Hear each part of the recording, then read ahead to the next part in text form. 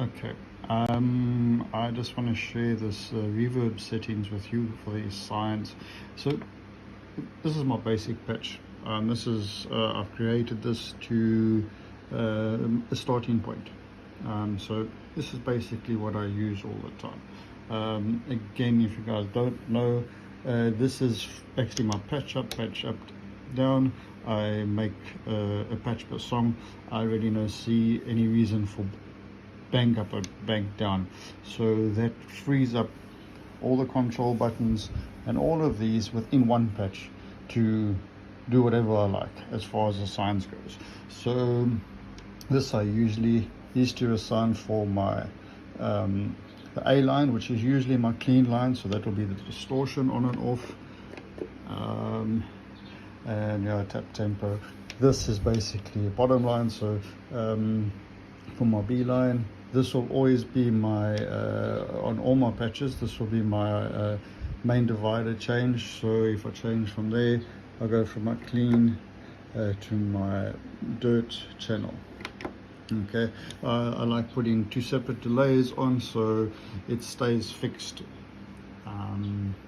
So for my clean, I'll have a set delay. Again, remember I'm writing per song, patch per song, so it just works best for me. It gives me so much more flexibility. So if I push here, this is my solo boost. It's set at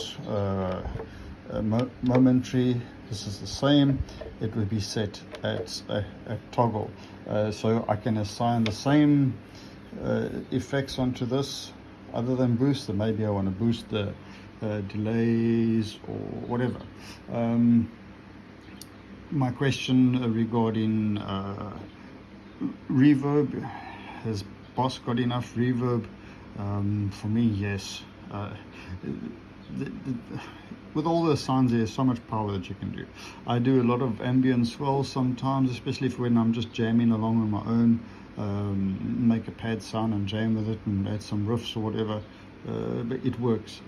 So if you look at my reverb, let me just switch my pedal off. Okay, so this is my standard reverb.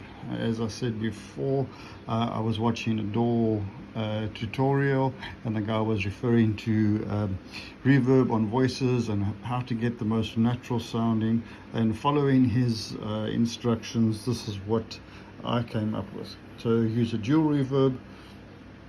Okay, that shouldn't be 1 second. That should actually be something else. Let me just fix that quickly, don't mind me. That should actually be 0.8 seconds, around there, 0.9. Okay, I'll fix that quickly. I just wrote this patch quickly just to show you what I'm doing. Okay, so if you look at my effects on the reverb, this is the natural reverb, real room I call it.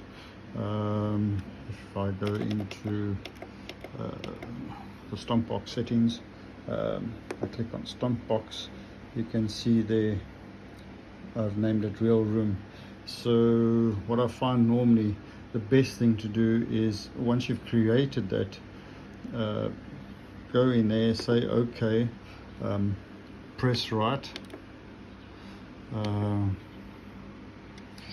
go back into the patch, select reverb, and then go into Stompbox again. There you can see, say okay, and then scroll back there and say okay, and rewrite. The reason why I prefer doing that is because with the Stompbox, no matter where you are in any patch anywhere on the board, it will affect those settings. And sometimes you make settings and then all of a sudden it's wrong. So I prefer using the Stompbox as a starting point. Okay, but back to the reverb. Let's go. Yeah. So a dual. First one is a room. The theory behind it is you create the warmth in the room. Very short The tone is quite high, expression, the effect level is quite high. Sorry about that.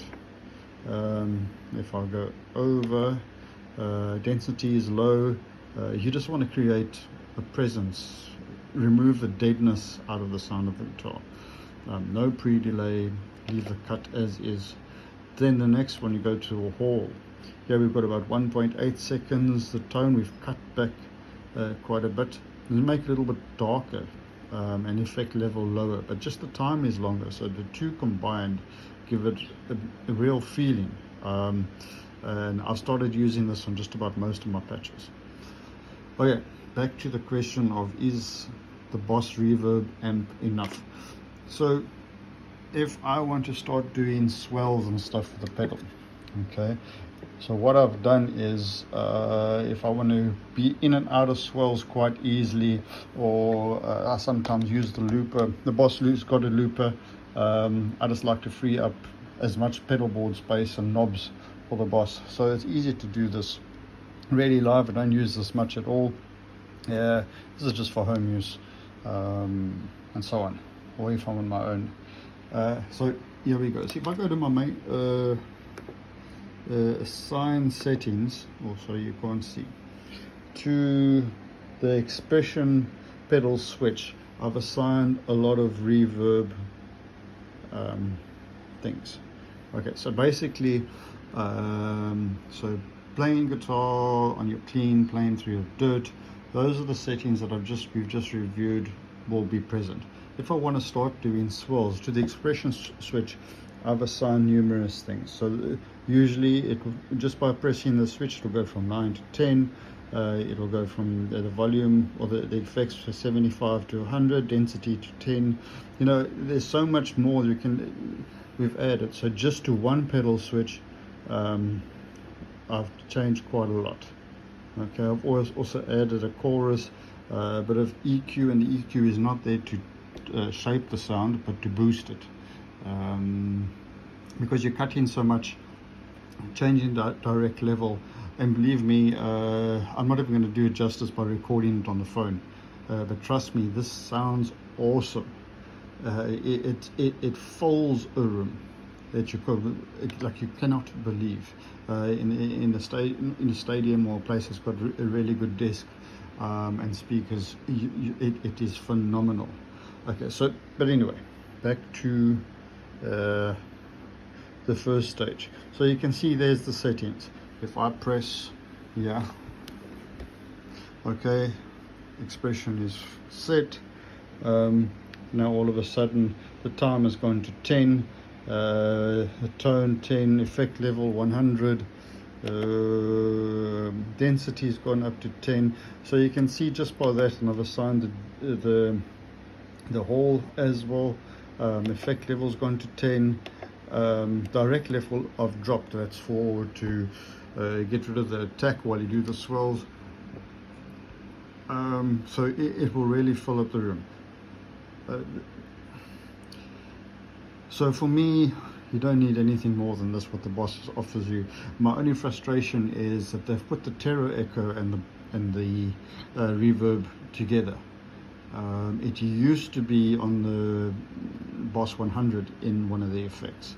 So that's my only gripe with the Boss Reverb, or the Boss GT-1000 reverb. And again, if these you can assign to anything. I mean, you got multiple choices of how you want to activate those settings. So yeah, have fun.